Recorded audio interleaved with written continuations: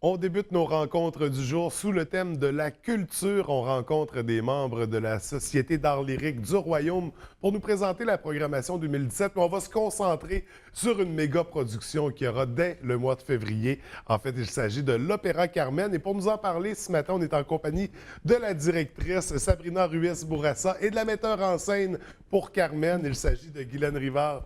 Bienvenue à toutes les deux ce matin. Ça va bien? Oui, très bien. Écoutez, je vais débuter avec toi, Sabrina, pour discuter un petit peu de la Société d'art lyrique, pardon. On sait que ça a près de 45 ans d'existence, donc dans la région. Oui. Ça prend quand même beaucoup de place. 45 ans, c'est quoi la mission de la Société d'art lyrique? La mission, c'est de vraiment prendre place dans le milieu lyrique en région, ce qui n'existe pas, mais encourager la relève. Oui. Encourager énormément la relève à avoir une place ici pour pratiquer l'art lyrique. Puis aussi leur permettre d'offrir opérette autant que opéra, c'est différent, et comédie musicale. Mais en premier, c'est d'encourager nos talents d'ici à vraiment prendre place dans le milieu puis pouvoir prendre l'expérience. Oui. Donc, les talents, justement, puis dans le cas de l'Opéra Carmen, je pense qu'on regroupe beaucoup de talents d'ici, puis beaucoup de relèves aussi. On aura l'occasion d'en discuter. Oui. Mais c'est ça, vous avez décidé de vous lancer dans cette production-là, ben, je dirais cette année, l'année dernière, parce que ça ne se prépare pas en quelques semaines. Qu'est-ce qui vous a amené à relever ce défi-là? On a voulu tenter l'opéra. On a fait plusieurs années d'opérette. On peut considérer ça un peu plus petit. Oui. Puis cette année, on s'est dit, on se lance, on essaie, puis on verra le résultat. C'est une grosse machine qu'on met en marche avec des grosses équipes, beaucoup de solistes, beaucoup de membres du chœur. Mais à date, ça roule très bien. Oui, oui. Donc, une méga production. Ah oui, en oui, fait, vraiment. Régional ici, oui. On peut dire que oui, c'est une première. Là. qui va regrouper des tas de gens sur la scène. Oui. Madame Rivard, c'est vous qui faites la mise en scène de Carmen de Bizet. C'est un gros défi, là. Ah, c'est un gros défi, c'est un honneur, un grand plaisir aussi parce que, bon, il y a toute une équipe autour de ça. J'ai une très bonne assistante, Lynn Rompré, qui connaît très bien la Société d'art lyrique parce qu'elle était directrice aussi. Donc, elle connaît tout le monde et, je suis très bien entourée. C'est une expérience à laquelle je n'avais pas touché depuis plusieurs années, là, de faire des grosses productions comme ça avec plusieurs participants. Donc, c'est à la fois, ça me réveille tous des bons souvenirs, puis c'est nouveau aussi, parce que là, on parle d'art lyrique aussi. Oui. J'ai moins d'expérience, donc vraiment fantastique. Fait qu'on est un peu sorti de la zone de confort. Exactement. Ça fait du bien, puis ça nous réveille un peu dans ce qu'on est habitué de faire. Ça permet de se dans nos dépasser. pratiques. Oui, exactement. Oui. Mais par contre, tu vois, j'ai beaucoup, depuis longtemps, tu sais, bon, je suis très intéressée par le travail avec plusieurs participants qui viennent de différentes provenances. Donc là, j'ai comme l'opportunité de toucher, d'expérimenter avec plusieurs personnes. Puis ça, c'est vraiment un cadeau, là, parce que, bon, on n'a pas toujours la chance, hein, monétairement. Ça coûte quand même assez cher, donc... Oui, c'est sûr. Puis une production comme ça, c'est ça, on le dit, il y a beaucoup de gens à gérer, à organiser. Oui. On parle d'interprètes, comédiens, chanteurs, des choristes. Si on essayait de quantifier, on parle de combien de gens qui vont être sur la scène pour la représentation? Sur la scène, il y a certainement 65 personnes qui vont se... qui vont occuper l'espace pendant, sur scène tout au long, à part des musiciens en bas dans la fosse d'orchestre. Donc, parce que, bon, il y a d'abord les choristes, à eux seuls sont une trentaine, même au-delà de 30. Il y a les danseurs, des danseuses avec l'école Fourcadeau. Il y a le petit chœur d'enfants, donc ça fait beaucoup, plus les solistes qui sont le premier rôle de... Donc, beaucoup de gens sur la scène pour nous faire vivre cet opéra-là. L'opéra Carmen, je pense que c'est le plus connu. Hein? Ou du moins, les gens le connaissent sans le connaître. Oui, ils connaissent les chansons. Oui, c'est étonnant même. Tu sais, on entend toujours les airs de Carmen dans les publicités. Tu sais, bon, là, je suis plus sensible à ça, mais souvent, je fais « Ah, on utilise une mélodie de Carmen. Tu sais, bon, il a l'air bien connu.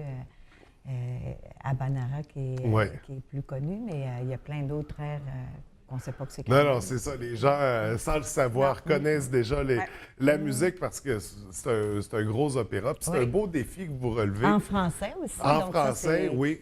C'est dans les rares opéras connus en français.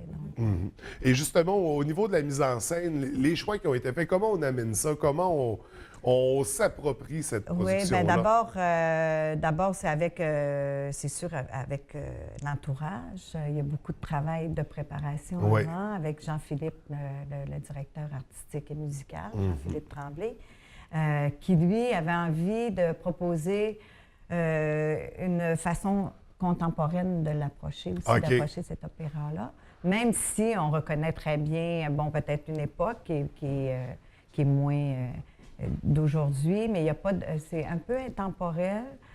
Et aussi, au niveau de la scénographie, on ne va pas nécessairement dans la vraisemblance. On a un espace qui est beaucoup plus proche du symbolique que de la réalité. Fait qu'on se garde la place pour la création. Exactement. Donc, c'est un espace plutôt éclaté et contraint. Donc, il y a beaucoup de contraintes et en même temps, on va ouvrir l'espace à un moment donné. C'est là où le public va découvrir peut-être les possibilités, peut-être d'un théâtre qui est beaucoup plus proche du symbolique que de la réalité. Donc, on va sortir, quoi que ça demeure un opéra classique, exactement. Mais on réexplore Au niveau de la trame, on a respecté pas mal, à part quelques coupures, parce que, c'est un opéra qui est quand même d'une assez longue durée. Oui. Donc, puis je pense aussi, aujourd'hui, il y a peut-être des passages au niveau du langage, parce que, c'est un opéra aussi parlé, donc...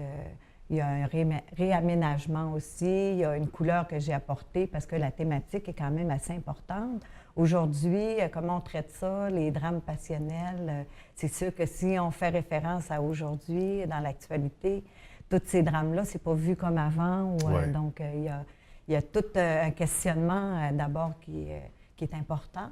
Et le travail avec les interprètes aussi, qui est pas juste de bien chanter, mais aussi qu'est-ce qu'on vient dire au public aujourd'hui quand on raconte Carmen. Donc ça, c'est extraordinaire. Les gens ont tout de suite accepté les propositions que je fais. Ça, c'est un travail de confiance. Oui. Donc, il y a une belle chimie qui s'est établie dans toute l'équipe pour voir cet opéra qui se tiendra du 17 au 19 février au Théâtre Banque Nationale. Mais il y a un 5 à 7. Là. Il y a une avant-première, en fait, une soirée spéciale au début du mois de février. Comment ça fonctionne exactement?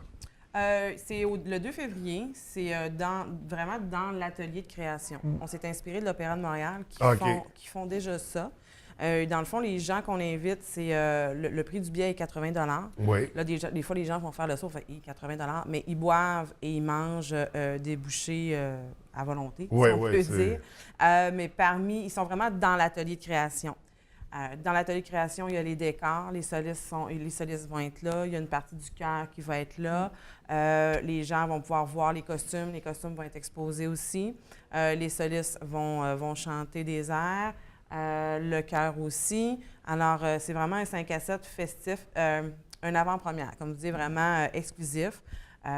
On est un des seuls qui font ça en région. Puis on se le permet de le faire parce qu'on ne peut pas le faire pendant ni après, parce que, les solistes, ça leur demande beaucoup en 3 jours de voix. Alors, on leur fait un petit 5 à 7, puis on montre aux gens une exclusivité de venir les voir, de les entendre, de leur poser des questions. Puis l'équipe de création est là aussi. Et là, on ne parle pas d'une générale, c'est vraiment un concept. Non, c'est très festif. Un concept sauté, c'est ça. Puis on les voit gens la pièce aussi et les sont en coulisses contact à la fois. avec le décor. Oui, c'est ça.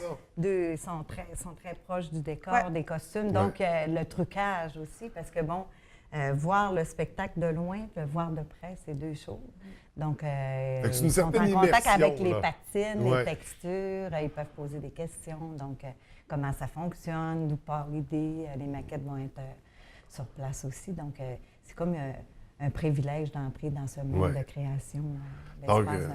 une belle façon de faire. C'est une nouveauté, ça, pour la Société d'art Non, ça fait lyrique? plusieurs années que ça existe. C'est une tradition. C'est juste que on en parle de plus en plus parce que c'est important. C'est pas les gens le savent pas, puis il y a peut-être des gens qui seraient intéressés. Ouais. Fait que c'est ouvert à tout le monde. C'est pas obligé que tu sois dans le milieu ou peu importe. Si tu as le goût de découvrir quelque chose d'exclusif, si tu as le goût de te rapprocher d'un milieu, de découvrir quelque chose, ben on te donne la chance de le vivre. Oui, Donc, une puis belle opportunité ouverte à tellement une belle tous. famille aussi, parce que moi, c'est la première année que je suis Oui. vraiment en contact avec toute cette gang qui écoute les choristes, toute l'équipe. C'est un cadeau, là. J'ai plein de nouveaux amis, puis c'est vraiment un bonheur de les rencontrer. C'est des gens qui sont impliqués depuis plusieurs années, puis c'est vraiment... Et ça sera certainement tout aussi Oui, agréable oui. d'aller les voir performer. certainement. Donc là, on a le 5 à 7, ben 5 à 7, c'est une façon de parler, hein? Soirée. Le 2 février, une Oui. belle soirée. On peut se procurer des billets par le site Internet. Oui, ou on nous appelle au OK. bureau, au 545-2787. OK. Et même chose pour les représentations du 17 au 19. Oui. On visite le site Internet pour Oui. se procurer les billets. Sinon, il y a d'autres spectacles à venir. Je pense que ça va principalement à l'été Oui. suite à ça. On prend une pause. Oui. Là. Carmen, ça tire du jus.